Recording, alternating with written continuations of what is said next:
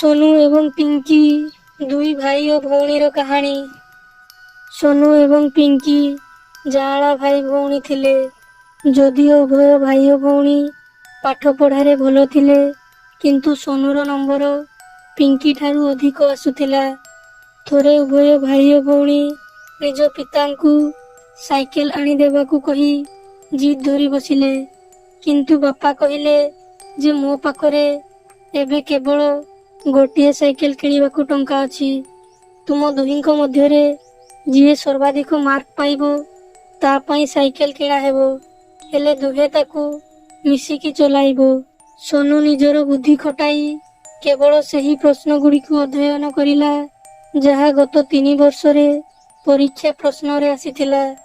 तार मानिबा कथा जे सही प्रश्न मध्यरु एथर परीक्षा रे मध्य सही प्रश्न आसीबो, किंतु पिंकी पूरा पाठ को अध्ययन करुथिला, कारण से केवल परीक्षा रे उत्तीर्ण हेबाकू चाहू नथिला, बरं बेसी मार्क रखी शीर्ष रे रहिबाकू चाहूथिला।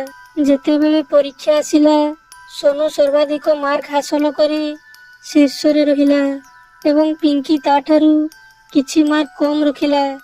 तापरे बापा पुओ सोनू पई एक साइकेल किणीदेले एवं कहिले तुमे दुहे भाई और भौणी मिसी एहाकू चलाइबा उचित।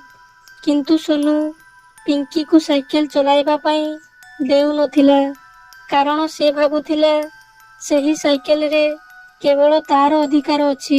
दिने परीक्षा रे उत्तीर्ण हेबा खुशी रे सोनू एवं पिंकी सेमानंक पितामातांक सह होटेल को रात्रि भोजन करबाकू जाइथिले एवं रात्रि भोजन परे बाहर को आसीबा परे दुई जण लोक कैमेरा एवं गोटे नुआ साइकेल को नहीं सेमानंक निकट को आसी कहिले जे आमे आम कंपनी रो साइकेल को प्रमोशन करबाकू चाहूछु, सेथि पई आमे आपणकर उभय पिलांको किछि प्रश्न पचारिबु।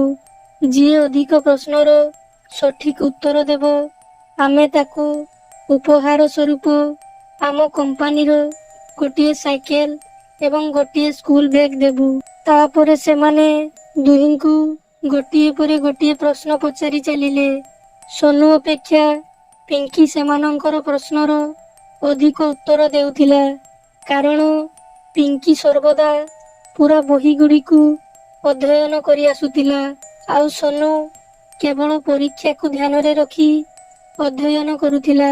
शेषरे सेमाने पिंकी को विजेता घोषणा करी ताकू गोटे नुआ साइकेल एवं गोटे नुआ बैग देले। तापरे सोनू बुझी परिला जे केवल परीक्षा रे पास करिबा पई नुहे, बरं ज्ञान हासिल करिबा पई हेले संपूर्ण बही को पढ़िबा उचित।